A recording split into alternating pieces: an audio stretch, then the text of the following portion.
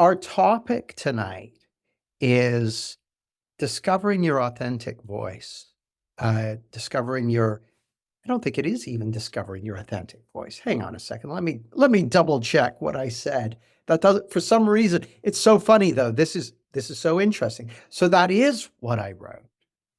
It is discovering your authentic voice, but as I said it, it didn't sound quite right. It reminds me of a story that I didn't know I was going to tell, but it's perfect timing.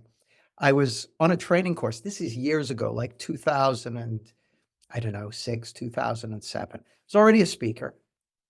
Um, but I went to a public speaking course and it was with a buddy of mine, Richard, and it was like a 1 day kind of taster thing. And he said, so here's what I want you to do. Just as an icebreaker, get with another person and ask them, what is your purpose? What's your life purpose? And he said, and then just answer as best as you can. What's your life purpose? He said, and ask it a few times until it kind of rings true. So because it was 2006 and because I'd been thinking about this kind of thing, I already had one prepared. So I went and I found a partner. I sat down with them and they asked me, what's your purpose? What's your life purpose? And I said something like, I had quite an elaborate, to do this and light people up and do that and that sort of thing. And I said it, but it didn't sound quite right. It was kind of like wooden and it wasn't right. I said, okay, let's try again. I said, ask me again. He says, like, okay, what's your purpose? What's your life's purpose? And I said it again. I was trying to imbue it with feeling, but it still didn't sound right. Didn't feel right. Something wasn't quite right about it. And he said, I got to be true to myself, and it doesn't sound right. So I go again, and it still doesn't sound right. And each time I said the same thing. I was like, there's something off about it. I got to be true to myself. So finally, I go up to the teacher, Richard. I said, Richard, I, he's asked me this question like 3, 4 times.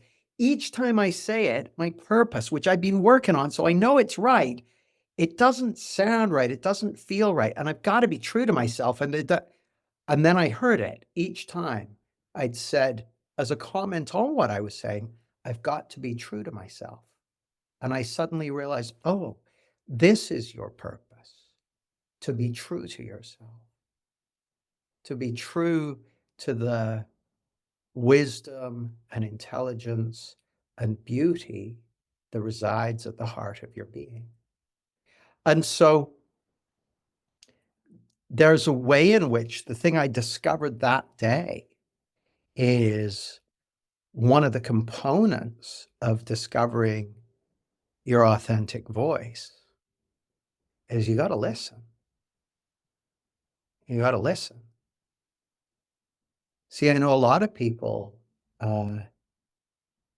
they don't like listening to their voice, or if they write something, they don't like reading their writing. But I'm kind of like, well, how are you going to discover your authentic voice if you don't want to listen?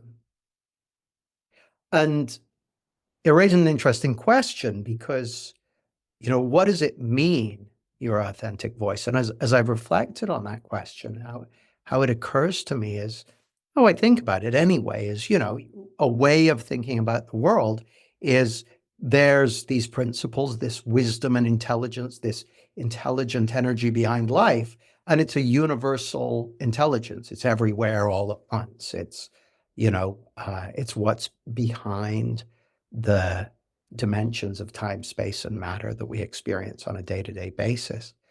And then there's what you might call your soul or your spirit or your true self, which, as I see it, is the spark of that divine wisdom and intelligence that resides at the heart of your being.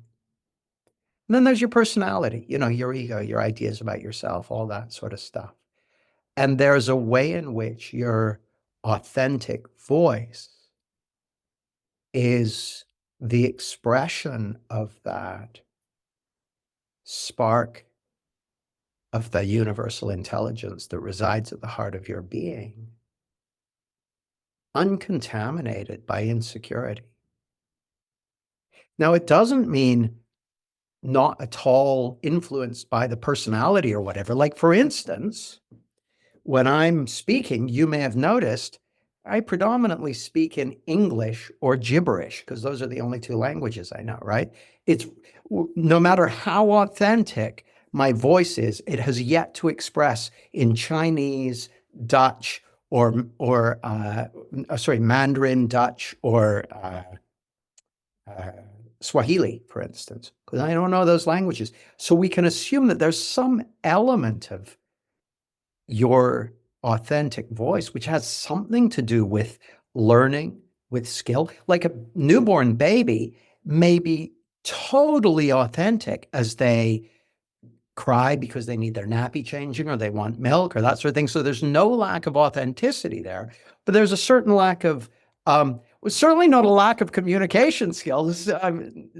Crying babies seem to be very effective communicators, or communicators even, but it's not usually what we're thinking of when we talk about discovering your authentic voice. And certainly how I think of it in a principles context, which is, even more specific in a way. Like, there's a way in which I always remember when I decided to start my first business on my own. I thought, okay, well, I'm going to start writing a newsletter. This is like 2003, January 2003. Everyone wasn't writing newsletters back then. So I thought, I'll write a newsletter, sent it out to the people in my email inbox, 95% open rate, that sort of thing. But the very first article I wrote took me like 6 hours to write 500 words, because when it came to writing, I didn't have a voice. I didn't know how to write. Like, I knew how to write. I'd been to school. I could spell. I could use the language correctly. I could put together a sentence and that sort of thing. But I hadn't had any practice. But I made a commitment. I went, okay, you need to do a lot of this. If you want to get good at it, if you're going to write, because it became really clear to me, oh, if you're going to write a newsletter every week, you probably don't want to spend 6 hours a week on this. So I was like, what am I going to do about that? Oh, I'll get better at it. So I'll practice. So practice. I thought, I'll write a newsletter every week. And after a few years, I'd written a ton of newsletters. Here's an interesting thing. By 2011, when I decided I was going to write a book, I'd had quite a bit of practice. And when I took my book to Wiley, the publisher, and showed them the introduction, they were like, this is exceptionally well written. They wouldn't have said that if they'd seen what I'd written 10 years earlier. So, and here's the funny thing. Over that 10 years, I developed a voice that I didn't have when I started out. Like, the voice was there when I started out, but I didn't know how to put it into words. So whether by voice we're talking about spoken voice or written voice or musical voice, like, it's a metaphor, you could say, about allowing the wisdom and truth and beauty that's already there at the heart of your being to express through you, through your personality, through your unique perspective on the world, on life, on all of that, in a way that is resonant and authentic and meaningful for you and for others. And it's funny, I was listening to, there's a documentary called Comedian that follows Jerry Seinfeld. Jerry Seinfeld had a TV show in the US called Seinfeld, which was the biggest comedy TV show of all time, like huge viewership, ran for 10 years. And so for those 10 years, he wasn't doing stand-up, right? And he gets to the end of 10 years and he decides, oh, I think I'm going to try my hand at stand-up again. So he goes out on the road and he starts putting together a set. And at first he's got like a few minutes because that's all he's got. And he starts putting a set together. And he said, the audience, he said, they'll give you 5 minutes because he's Seinfeld. They'll laugh at anything for 5 minutes. But then you've got to prove yourself, right? So he was having to go back to the grindstone and learn how to do it all over again. And it seems to me that the nature of discovering your authentic voice, like, on the one hand, it's already there, at least in essence. And on the other hand, It's going to be a function of practice, of experience. Because here's the thing. Your authentic voice gets trained, and who it gets trained by is your listeners, your audience. Because part of the process of discovering your authentic voice is seeing, feeling, noticing, sensing the impact it has on your audience. So as far as I'm concerned anyway, it's not something that can be developed in a vacuum. In a vacuum, you're too busy trying to breathe, right?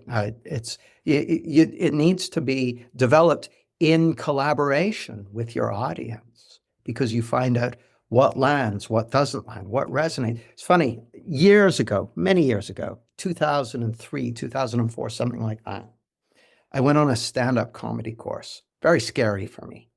And the teacher said, it was like a 12-week course, he said, on the first day, he said, listen, by the end of this first session, you're going to have the basis for some material. He said, stick with that topic for the whole 12 weeks. He said, because I've taken lots of people through this course, and they're basically two groups of people who stick with their topic and develop it. And that's one group. And the other group is people who do something different each week because the stuff they come up with on the first week isn't funny.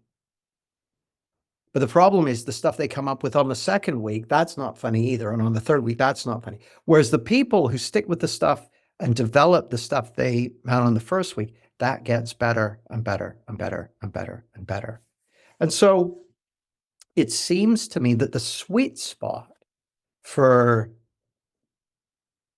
discovering your inner voice is to find out what happens when who you really are is enabled to communicate free from insecurity.